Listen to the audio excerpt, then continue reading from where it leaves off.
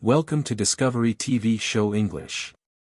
On this channel, we bring you an exciting mix of motivation, health tips, trending news, travel adventures, and entertainment.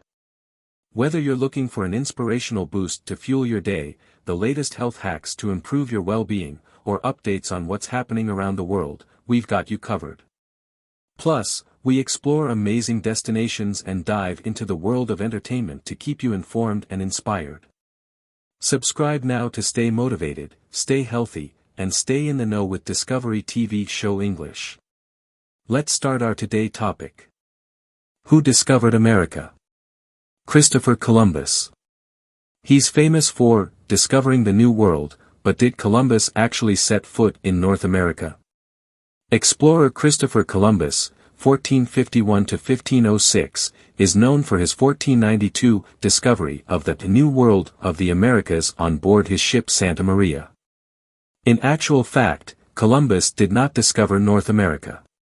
He was the first European to sight the Bahamas archipelago and then the island later named Hispaniola, now split into Haiti and the Dominican Republic. On his subsequent voyages he went farther south, to Central and South America.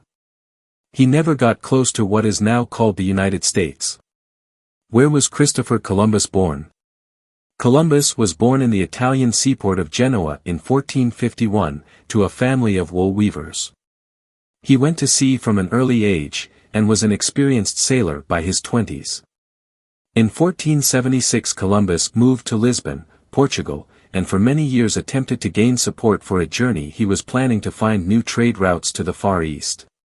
Eventually Ferdinand and Isabella, the King and Queen of Spain, agreed to finance him. What did Columbus aim to do? In the 15th and 16th centuries, Europeans wanted to find sea routes to the Far East. Columbus wanted to find a new route to India, China, Japan and the Spice Islands. If he could reach these lands, he would be able to bring back rich cargoes of silks and spices. Columbus knew that the world was round and realized that by sailing west, instead of east around the coast of Africa, as other explorers at the time were doing, he would still reach his destination. What ships did he use? In 1492 Columbus set sail from Palos in Spain with 3 ships. 2, the Nina and the Pinta, were caravels, small ships with triangular sails. The 3rd, the Santa Maria, was a larger square-rigged ship. The ships were small, between 15 and 36 meters long. Between them they carried about 90 men. What did he discover? After sailing across the Atlantic Ocean for 10 weeks, land was sighted by a sailor called Rodrigo Bermejo, although Columbus himself took the credit for this. He landed on a small island in the Bahamas, which he named San Salvador. He claimed the island for the King and Queen of Spain, although it was already populated. Columbus called all the people he met in the islands Indians, because he was sure that he had reached the Indies. This initial encounter opened up the New World to European colonization, which would come to have a devastating impact on indigenous populations. What was the return journey like? On Christmas Day 1492, the Santa Maria hit a rock and was wrecked. Columbus transferred to the Nina and left behind the 39 crew members of the Santa Maria on the island of Hispaniola. He wanted them to start a new settlement. Columbus reached Spain in March 1493, and claimed his reward in riches. He was also given new titles. He was made Admiral of the Ocean Sea and Governor of the Indies. What other journeys did Columbus make? Columbus made 3 more journeys across the Atlantic to the Caribbean. He was sure that he had found Cipangu, Japan, but it was actually Cuba. He visited Trinidad and the South American mainland before returning to the ill-fated Hispaniola settlement, where the Indian inhabitants had staged a revolt against the Europeans. Conditions were so bad that Spanish authorities had to send a new governor to take over. Columbus was arrested, returned to Spain and stripped of his titles. He did make one last voyage to the Americas, however, this time to Panama, just miles from the Pacific Ocean. What is Columbus's legacy? Columbus died in 1506, still believing that he had found a new route to the East Indies. Today his historic legacy as a daring explorer who discovered the New World has been challenged. His voyages launched centuries of European exploration and colonization of the American continents. His encounters also triggered centuries of exploitation of indigenous peoples. Christopher Columbus is credited with discovering the Americas in 1492. Share. Print. Americans get a day off work on October 10 to celebrate Columbus Day. It's an annual holiday that commemorates the day on October 12, 1492, when the Italian explorer Christopher Columbus officially set foot in the Americas, and claimed the land for Spain. It has been a national holiday in the United States since 1937. It is commonly said that Columbus discovered America. It would be more accurate, perhaps, to say that he introduced the Americas to Western Europe during his 4 voyages to the region between 1492 and 1502. It's also safe to say that he paved the way for the massive influx of Western Europeans that would ultimately form several new nations including the United States, Canada and Mexico. But to say he discovered America is a bit of a misnomer because there were plenty of people already here when he arrived. And before Columbus?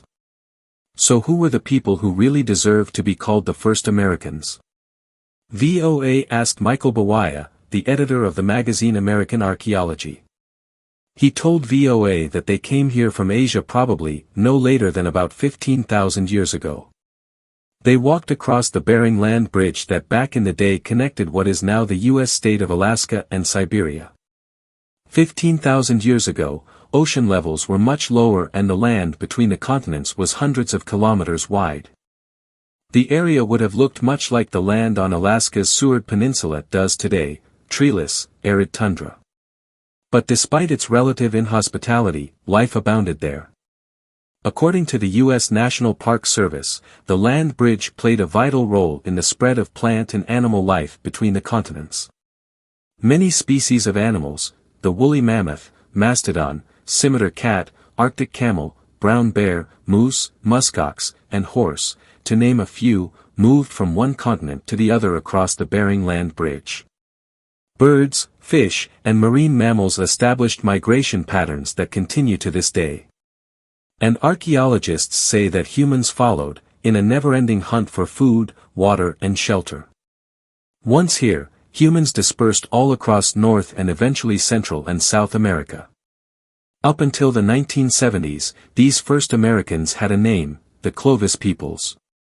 They get their name from an ancient settlement discovered near Clovis, New Mexico, dated to over 11,000 years ago. And DNA suggests they are the direct ancestors of nearly 80% of all indigenous people in the Americas. But there's more. Today, it's widely believed that before the Clovis people, there were others, and as Bawaya says, they haven't really been identified. But there are remnants of them in places as far-flung as the U.S. states of Texas and Virginia, and as far south as Peru and Chile. We call them, for lack of a better name, the pre-Clovis people. And to make things more complicated, recent discoveries are threatening to push back the arrival of humans in North America even further back in time. Perhaps as far back as 20,000 years or more. But the science on this is far from settled. Back to the Europeans. So for now, the Clovis and the pre-Clovis peoples, long disappeared but still existent in the genetic code of nearly all Native Americans, deserve the credit for discovering America. But those people arrived on the western coast. What about arrivals from the east? Was Columbus the first European to glimpse the untamed, verdant paradise that America must have been centuries ago? There is proof that Europeans visited what is now Canada about 500 years before Columbus set sail. They were Vikings, and evidence of their presence can be found on the Canadian island of Newfoundland at a place called L'Anse-aux Meadows. It is now a UNESCO World Heritage Site and consists of the remains of 8 buildings that were likely wooden structures covered with grass and soil. Today the area is barren, but 1,000 years ago there were trees everywhere and the area likely was used as winter stopover point, where Vikings repaired their boats and sat out bad weather. It's not quite clear if the area was a permanent settlement, but it is clear that the expansion-minded Norsemen were here long before Columbus. Thank you for tuning in to Discovery TV Show English. We hope you enjoyed today's. If you found inspiration or learned something new, don't forget to like, subscribe, and hit the notification bell so you never miss out on our latest content.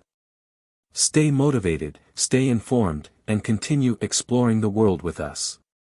Until next time, take care and keep discovering.